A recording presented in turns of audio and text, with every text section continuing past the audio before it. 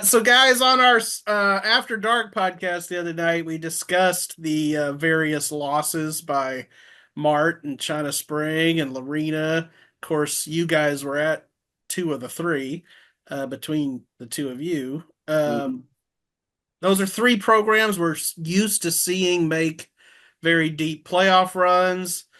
I also commented that it's probably not the last time we've seen China Spring and Lorena and Mart. I mean, I still expect some success out of those programs this year. Of those particular three 0-1 teams, which do you think has the chance to go the deepest in the playoffs here in 2024?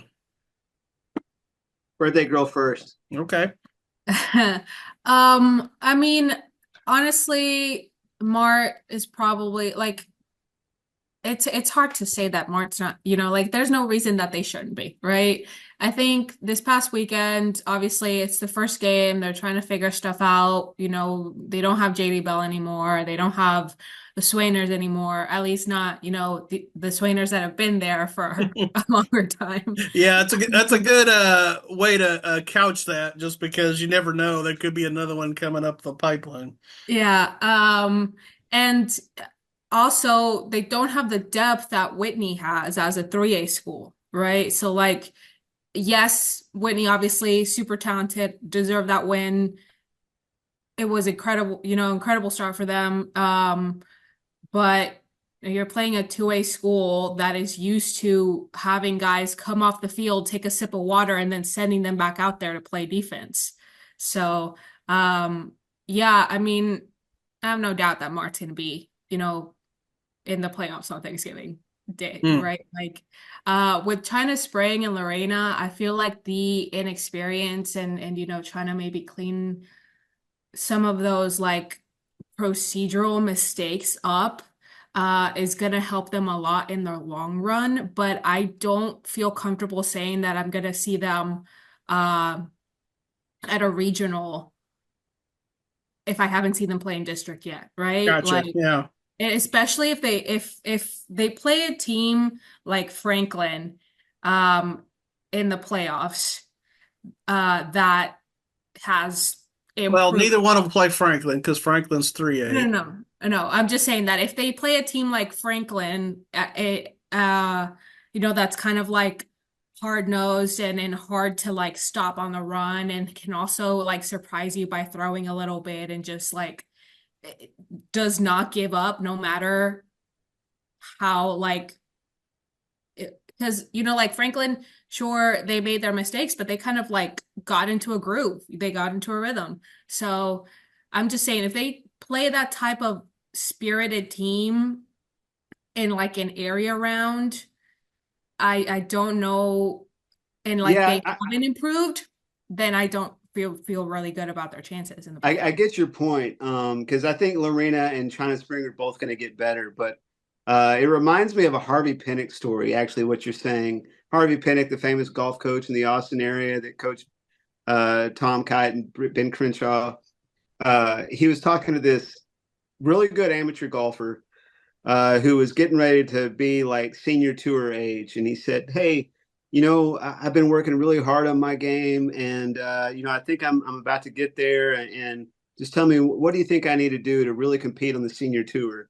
And Harvey Pinnock said, "Well, the problem is you're working on your game and trying to get it there, but so are those guys over there, Ben Crenshaw and Tom Kite, Hmm. as they approach their senior, right? So you're Lorena and China Spring are going to get better. The problem is teams like Franklin, like DJ was saying, that start their season up here, they're going to get better too, Yeah. right? And so, how much improvement is there going to be?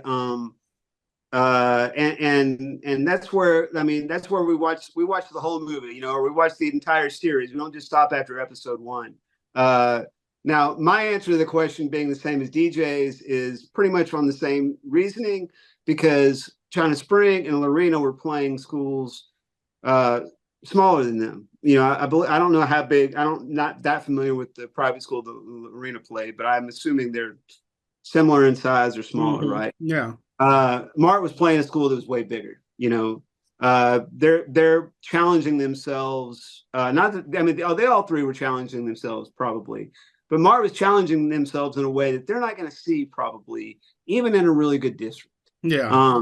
Now, those the on Friday night, the China Spring, I mean, the Mart Chilton game and the Mart Bremont game, they came way bigger question marks than they were when we wrote our season preview. True that. Uh, so here's what I'll say.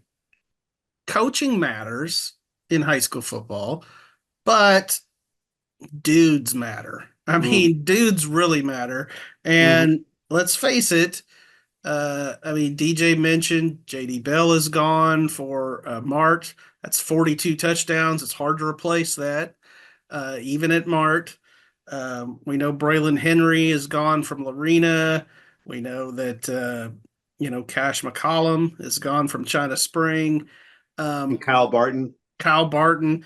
So dudes that have been dudes for a while that were really, really good. And although we talked about it and we expect some other guys to step up and become the dude, uh, I think, we're gonna have to give them time and that, it's not we shouldn't expect uh Mart's running backs to be JD Bell, and we shouldn't expect Lorena's running back to be Braylon Henry. That was a historic season that Braylon Henry put together. So, Mm-hmm. Mm-hmm. um, you know, not easily replaceable guys. So, Right.